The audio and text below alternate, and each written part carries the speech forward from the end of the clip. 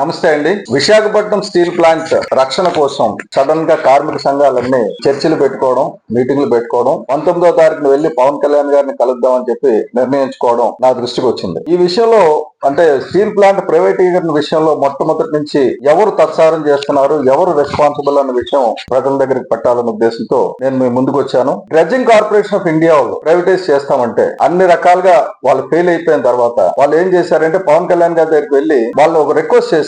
ఏంటి, మీరు తప్ప ఎవరు దీన్ని ఆపలేరు, మీరు దయచేసి దీన్ని ఆపండి అంటే పవన్ కళ్యాణ్ గారు ప్రైవేటీకరణ జరగకుండా డ్రెడ్జింగ్ కార్పొరేషన్ ఆపారు. ఇది ఒక సక్సెస్ స్టోరీ. కార్మికులు, కార్మిక సంఘాలు, డ్రెడ్జింగ్ కార్పొరేషన్ యాజమాన్యంతో సహా అందరూ కూడా ఒక ఏక తాటి మీద నిలబడ్డారు. మన స్టీల్ ప్లాంట్ విషయానికి వస్తే స్టీల్ ప్లాంట్ ఎలాగ అమ్మేయాలని చెప్పి చూస్తున్న వాళ్ళు మొట్టమొదట నేను బ్లేమ్ చేస్తున్నది కార్మిక సంఘ నాయకులు. నేను మరింకోసారి చెప్తున్నాను, కార్మిక సంఘ నాయకులు అందరూ తప్పులు చేస్తున్నారు. స్టీల్ ప్లాంట్ లో ఏదో చిన్న union DSC democratic steel employees union లాంటిది, మా గడసాల అప్పారావు గారి యూనియన్ తప్ప అందరూ తప్పులు చేస్తున్నారు. ఎందుకంటే ఎప్పుడైతే ఎవరు లేకుండా అసలు ప్రైవేటీకరణ అవుతుందని తెలియగానే మొట్టమొదట ఢిల్లీ వెళ్లి ఫిబ్రవరి 2021 పవన్ కళ్యాణ్ గారు వెళ్లి అమిత్ షా గారిని కలిసి ఇది స్టీల్ ప్లాంట్ సెంటిమెంట్ తో కలిసి కూడి ఉన్నది, దీన్ని ప్రైవేటైజ్ చెయ్యొద్దు అని. గవర్నమెంట్ లో మేము లేవు, గవర్నమెంట్ లో జగన్మోహన్ రెడ్డి ఉన్నాడు. జగన్మోహన్ రెడ్డి వెళ్ళ, ఇప్పుడు మాట్లాడుతున్న విజయసాయి రెడ్డి, బొత్స, తత్సాలు ఎవ్వడు వెళ్ళ. పవన్ కళ్యాణ్ గారు పరిగెట్టుకుని వెళ్లి దీన్ని ప్రైవేటైజ్ చేయకండి, ఇది సెంటిమెంట్ తో కలిసి ఉన్నది, ఎంతో మంది ప్రాణ త్యాగాలు చేసి 32 మంది ప్రాణ త్యాగాలు చేసి సంపాదించుకున్నది,